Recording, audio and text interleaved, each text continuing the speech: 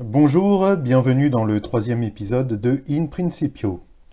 Qui était Pharaon en Égypte pendant l'Exode? Telle est la question qu'on va se poser dans ce nouvel opus. Alors, il ne s'agit pas ici d'un point essentiel pour la foi. Cependant, répondre à cette question va nous permettre, une fois de plus, de mettre en avant une méthode saine de comparaison entre la Bible et les données des sciences profanes. La science qui sera interrogée ici sera l'égyptologie. Notre enquête sera l'occasion de voyager un peu et de se rendre au milieu du deuxième millénaire avant Jésus-Christ pour évoquer le temps de l'Exode, quand les Israélites ont été libérés par Dieu du joug égyptien. L'Égypte est une région riche en vestiges archéologiques couvrant plusieurs époques. Pour ne citer que quelques exemples, évoquons les pyramides à degrés de Djéser, remontant à 2600 avant Jésus-Christ, la grande pyramide de Khéops, environ un siècle plus tard, le temple de Luxor, environ 1350 avant Jésus-Christ, ou encore le temple d'Abou Simbel, vers 1250, sous le règne de Ramsès II. La Bible nous donne, comme on va le voir, certains éléments importants de datation. Cependant, ce n'est pas une surprise, le pharaon de l'Exode n'est pas nommé, sans quoi ce podcast aurait simplement consisté à vous lire le verset correspondant. Alors, on va procéder en 3 temps.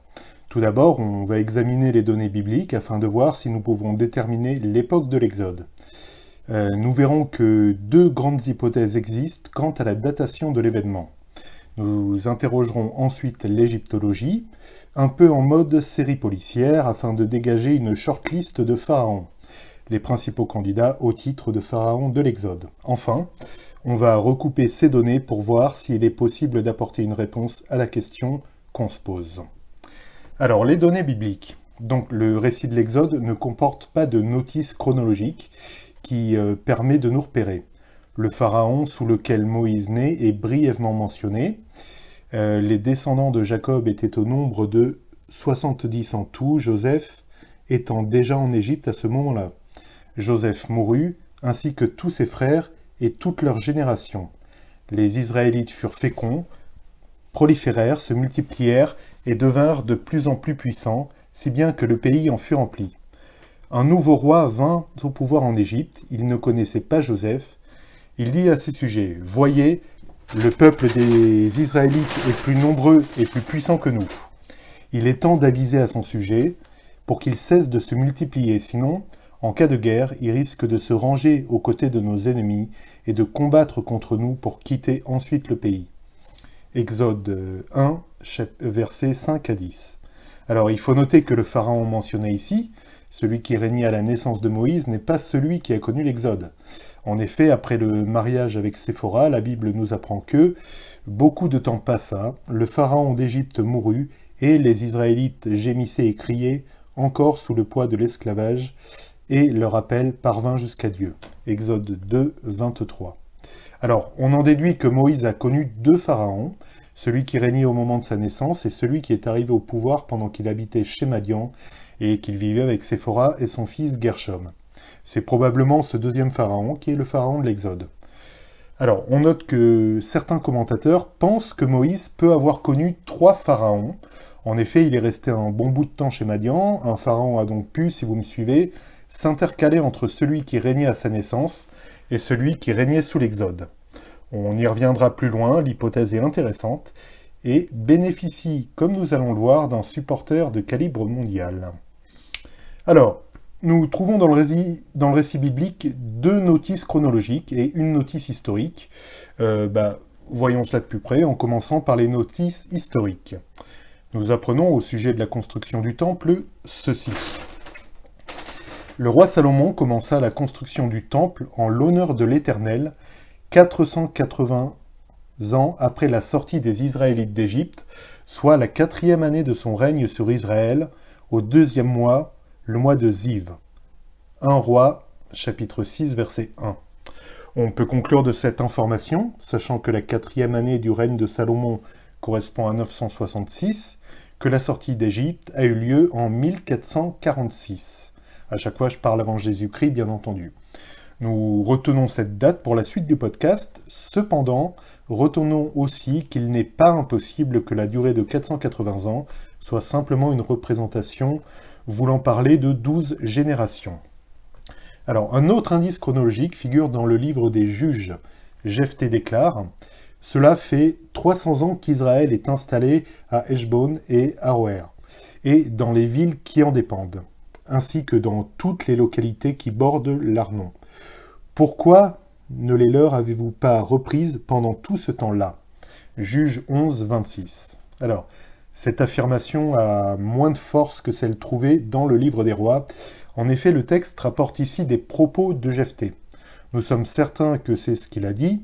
En revanche, il a pu se tromper dans son affirmation ou avancer un chiffre à la louche, voulant simplement dire que ça commence à faire un paquet de temps que les Israélites sont présents à un endroit donné.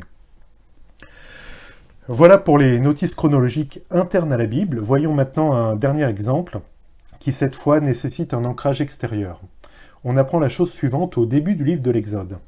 Alors on imposa aux Israélites des chefs de corvée pour les accabler par des travaux forcés. C'est ainsi qu'ils durent bâtir pour le pharaon les villes de Pithom et de Ramsès pour servir de centre d'approvisionnement. Exode 1, 11. Alors, contrairement aux deux exemples précédents, nous avons besoin ici d'une donnée qui nous sera fournie par l'archéologie, la date de construction de Pithom et Ramsès. L'activité de construction dans cette région, située dans la partie orientale du delta du Nil, enfin pas loin, est assimilée au XIIIe siècle, soit à l'époque de Séti Ier et de son célèbre fils Ramsès II. Alors, après avoir vu les données bibliques, on va maintenant passer en revue les principaux prétendants au titre de pharaon de l'Exode. Divers candidats, et on va commencer par Thoutmosis III, donc qui est un pharaon de la 18e dynastie, qui régna approximativement entre 1479 et 1425.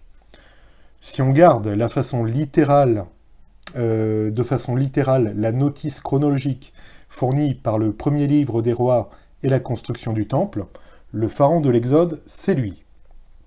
Alors, hormis la datation, il y a plusieurs éléments qui plaident en la faveur de ce candidat. En effet, l'activité architecturale était importante sous Thoutmosis III, avec entre autres la poursuite des travaux du temple de Karnak, ce qui potentiellement a nécessité le recours à une main-d'œuvre nombreuse et à moindre frais. Donc pourquoi pas les Hébreux? On sait aussi que c'est un pharaon guerrier et qu'il maîtrisait la région du Sinaï. On s'étonne donc pas qu'il n'ait pas eu peur de poursuivre les Hébreux sur un terrain qui était familier à ses armées. Oui, mais voilà, il y a un os et il est de taille. Alors, en effet, l'activité de construction autour de Pithom et de Ramsès ne date pas du XVe siècle, mais plutôt du XIIIe. On peut se dire que la mention de Pithom et Ramsès en Exode 1.11 est un ajout scribal ultérieur. Cependant, il ne s'agit pas dans ce verset d'une simple indication de lieu, comme c'est par exemple le cas en Genèse 47.11, mais bien la description de l'action de construction précisément de ces villes. C'est là la grosse difficulté pour voir en Thoutmosis III le pharaon de l'Exode. Alors, le couple gagnant pourrait se trouver dans la 19e dynastie, à savoir Séti Ier et Ramsès II, le premier étant le pharaon régnant durant la Genèse de Moïse, et le second le pharaon de l'Exode. La proposition est assez intéressante pour plusieurs raisons. L'activité de construction était intense dans la partie orientale du delta du Nil à l'époque de ces deux pharaons, en particulier les sites supposés de Pithom et de Ramsès. Aussi, le pharaon successeur de Ramsès II, Meremta, a fait ériger une stèle où le nom Israël apparaît clairement. Alors certes, la stèle ne dit rien de l'Exode, mais c'est tout à fait normal. La manipulation et la propagande étaient connues du temps de l'Égypte ancienne. Un pharaon n'aurait jamais eu l'idée de faire une stèle de défaite. On faisait des stèles de victoire. Donc la production de cette stèle colle assez bien avec un pharaon, voulant effacer la mémoire du fiasco du départ des esclaves hébreux du temps de son papa. Le dernier argument nous est donné en fait par l'étude de la démographie dans la région de Canaan. Il apparaît en effet nettement que le XIIe siècle a connu une significative hausse de la population dans la région, ce qui correspond bien à une sortie d'Égypte un siècle plus tôt, au XIIIe siècle, sous le règne de Ramsès II. La seule difficulté pour l'hypothèse Ramsès II est de considérer la notice chronologique du premier livre des rois comme une façon de compter des générations et non comme 480 années littérales. La difficulté, en fait, est assez faible. La littérature hébraïque est assez fournie en procédés littéraires de ce genre pour accepter sans mal l'hypothèse. Signalons enfin un dernier candidat, le successeur de Ramsès II, le pharaon Meremta, que nous avons déjà évoqué avec la stèle qui porte son nom. Les arguments mentionnés pour Ramsès II restent valables, avec en plus le fait que certains auteurs comme Maurice Bucaille pensent que la dépouille de Meremta présente des traces de mort violente assimilables à une chute de char. Alors, bémol, gros bémol quand même, l'argument est moins convaincant quand on sait que Bucaille, dans ses ouvrages, se laisse aller à certains raccourcis grossiers et présente des faits historiques largement orientés en faveur du Coran. Donc sur d'autres sujets, mais alors il n'est pas ouvertement étiqueté comme apologiste musulman, mais dans ses données, il favorise souvent le Coran. Donc l'orientation de ce monsieur fait douter de son analyse sur Meremta.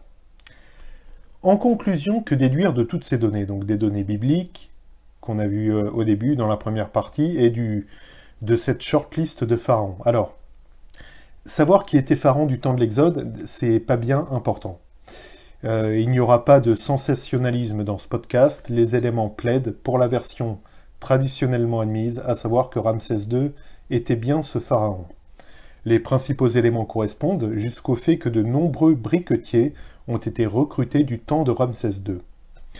Je vais terminer ce podcast en signalant qu'il ne faut pas écouter toutes les paroles. Certains historiens et prétendus philosophes dénoncent une imposture quand ils parlent de l'Exode, prétextant qu'il n'y a pas de traces archéologiques, que ça ne tient pas la route.